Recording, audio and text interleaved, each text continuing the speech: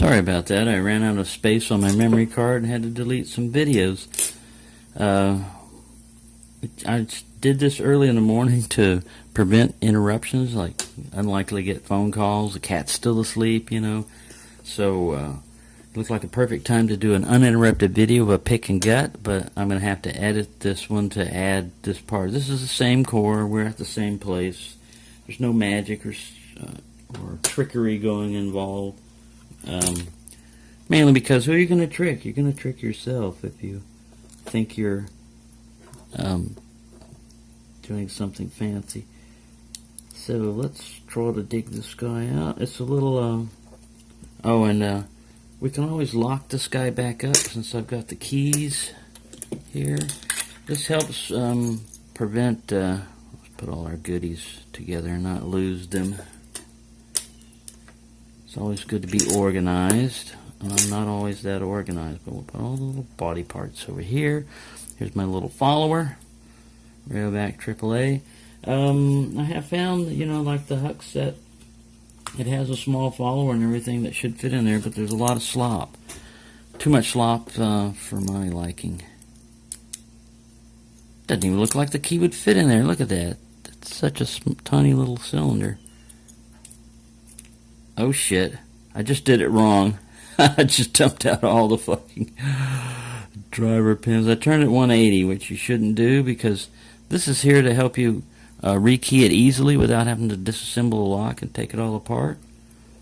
And I just dumped them all down. So let's put them over here. It looks like my gutting videos are always going to be interesting because you're going to see how not to do it most of the time.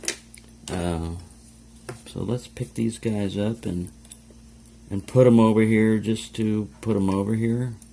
They are non-serrated standard key pins. From everything I can see. Sorry, I gotta get my eyeballs in here.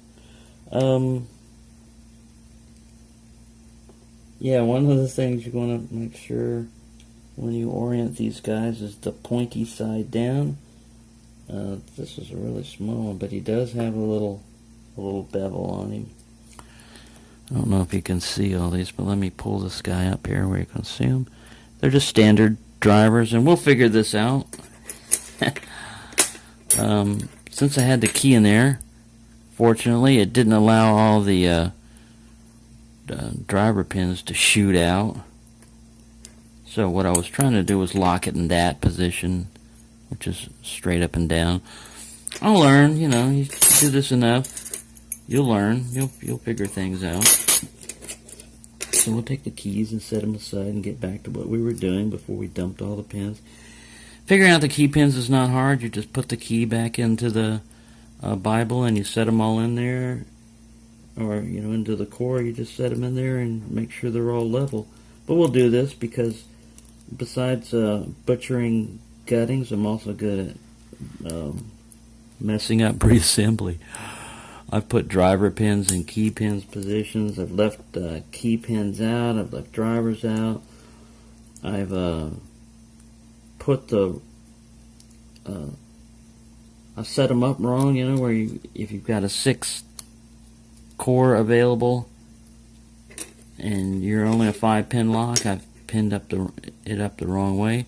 And this one is another 6-pin type of core, which if you had the right key, or sometimes you can just make it right on the last pin right there, and as long as even if it doesn't need to be picked, it can be an overset trap for someone going back there and looking for trying to pick it and thinking it needs to be lifted, and it doesn't.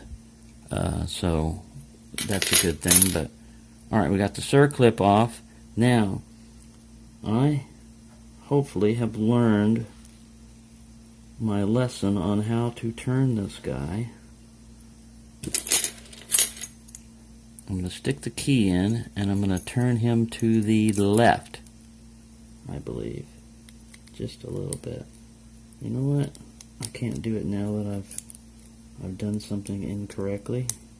Oh yeah, I don't have my key pins in there anymore and it won't turn.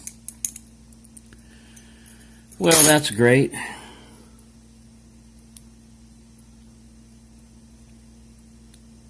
I told you I could butcher it up. So I'm going to repin it real quickly. Stick this key back in here. Oh, I can't turn it. So there we go. There's another thing that you can screw up, which is what I did, which is I dumped all the pins out, and then I turned it the wrong way, and now all those driver pins, they don't have the key pin to stop them, so they're locking the core, basically. And maybe I could pick it again in hand right here to recover. I don't know. We're all new at this. I'm new at this. I'm new at making mistakes, and usually I don't make the same mistake twice, but not always. Sometimes I'm pretty dumb. I'm going the wrong way too. I want to go this way. Yeah, I'm gonna use a shim and everything else when I get this shit straightened out. So there you go. Don't give up. If you're trying something new, you know, you've got to expect some difficulties. I mean, that's the whole part of the learning process. If you were an expert already, you wouldn't have anything to learn, you know. So don't worry about making mistakes, and as long as you can recover from it. Like, this is such a fun lock, I'm gonna have to recover from it because I love picking it, and I'll eventually get this straightened out. I'm just trying to push all the driver pins back up out of the way, and I think I've got somebody trapped up in here. I might be able to just shim my way out of this with a core shim. So let's try that. This could be a long video. See, this is why I have to get a lock that I can pick quickly, because, you know, it's usually a straightforward gutting for most people. My last attempt at getting a lock went wrong. But I was able to recover from it eventually, and it's, like I said, it's all part of the learning process. If you get frustrated easily, you should probably not get into lock sport, because you will get frustrated. Sooner or later, something's going to frustrate you. And me, it's my own incompetence, which is frustrating, because I can see. I don't know if you can see in there, but I can see all kinds of springs trying to come through, and drivers, and this video may take a while, and it looks like if I got it wrong, I really wanted to see what the sequence was, the proper sequence for this thing. Let me get a higher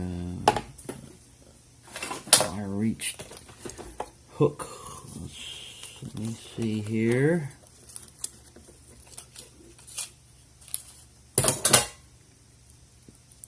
Like I said, I'm not a locksmith, you know, so I don't do this every day. And if it can be messed up, I guarantee you I can figure out how to do that. I'm pretty good at figuring out how to screw up something. Even if somebody warns me, hey, watch out, don't do it this way, it might be bad. So all I'm doing here is trying to get the first pin started with the shim. I'm pushing the driver down as far as I can, and I'm not having much luck.